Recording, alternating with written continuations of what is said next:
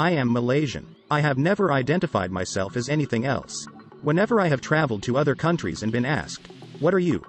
I've replied, "I am Malaysian." Ah, you're Malay. Cry some of the ignorant ones who do not know much about my country. Well, not quite, I reply.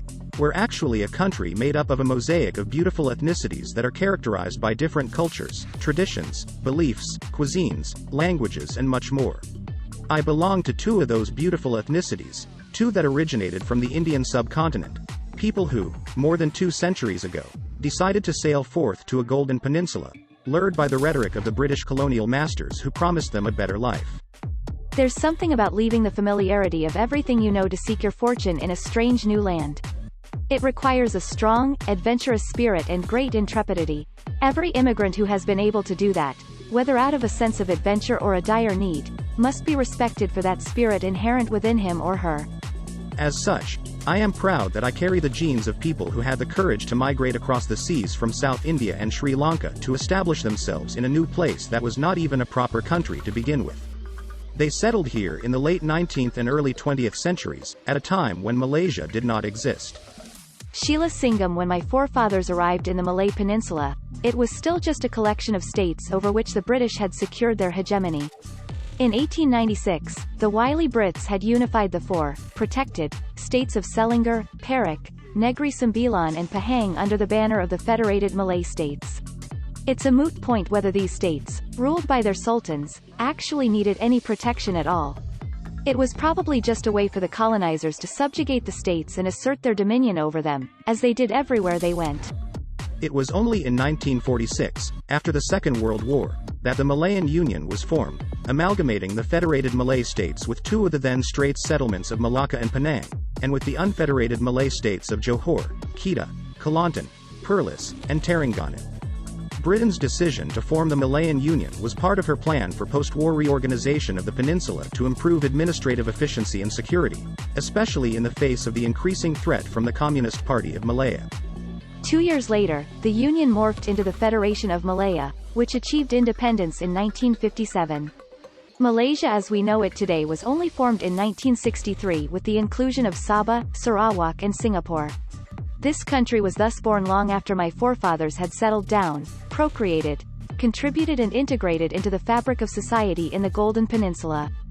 The words of American President Lyndon B. Johnson resonate with me when I think of the mosaic of people like my forefathers, who came to Malaya long before it evolved into the Malaysia of today. The land flourished because it was fed from so many sources, because it was nourished by so many cultures and traditions and peoples, he said. The 2020 World Migration Report states that in many countries, immigrants tend to have higher entrepreneurial activity compared to natives. Just saying. Malaysia is what she is today because of the myriad cultures that have contributed towards building her into what she is. I'm not just referring to the largest ethnic groups, meaning the Malays, Indians, Chinese, or the various indigenous communities in West and East Malaysia. Malaysia is what she is today because she has been built on the backs of people from various ethnic groups across South Asia, the Indonesians, Bangladeshis, Filipinos, Pakistanis, Vietnamese, Myanmar nationals and others in the region who have opted to come to our shores to make a living. Let us never forget this.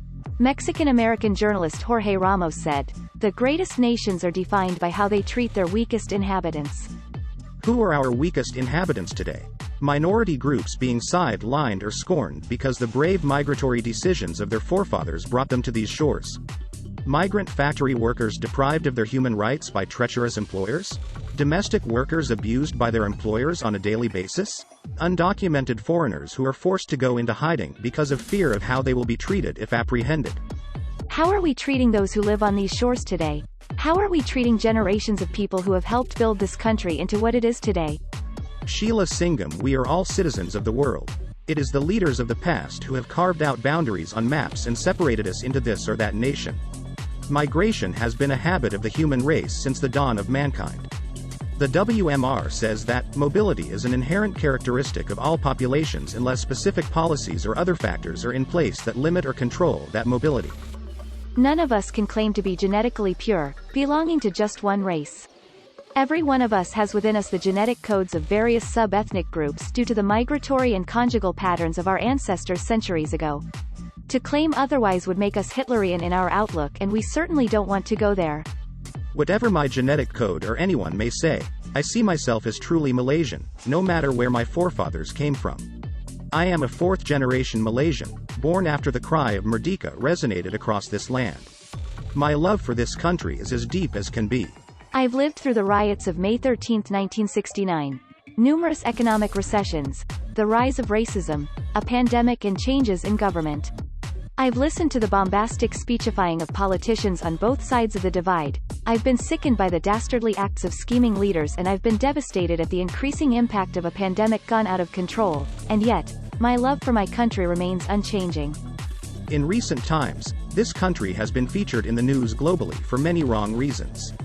She has been vilified, laughed at, turned into a meme and disrespected, simply because of the indiscriminate actions of some of her misguided sons and daughters. And yet, there are millions of Malaysians of various ethnic origins who love her enough to want her dignity restored and for her to be elevated to her former glory. I remember that former glory. I remember a land that was highly respected for the values it was built upon and operated on, a land where the varied mosaic of ethnicities was lauded as being the very thing that made us unique. I recollect a time when my friends and I never looked at ourselves as people of different races, even as we reveled in tasting the different cuisines our mothers prepared for festive occasions. Those were the times we freely held open houses and served home-cooked food, and no one questioned our decision to partake of it. I recollect also a time when the realities of a multiracial society were openly portrayed in timeless movies made by the likes of the late P. Ramlee and his ilk, and where the Rukun Negara held centrestage at every school assembly to remind us of the values we should hold dear. I often reminisce, too, about how the Negaraku was played at official functions and even in cinemas across the land, and I lament the fact that some of our young Malaysians do not even know the lyrics of their national anthem. Call me a romantic, call me an idealist, but I want my country as I knew it back. I want to see integrity held as a virtue above all else, and not ridiculed as being a citadel of the naive. I want to see equality and meritocracy in all segments of society and the economy. I want to see justice prevail at all levels, and all who reside on these shores, citizens and migrant workers alike, treated with respect and dignity.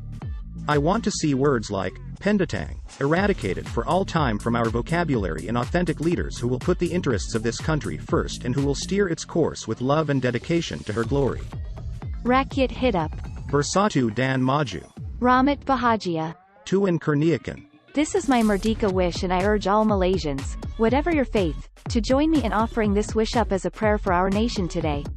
Sheila Singham is the founder of Human Equation, a development consultancy specializing in mindset change and innovation. She loves her country and is proud to be Malaysian. The views expressed here are entirely the writer's own.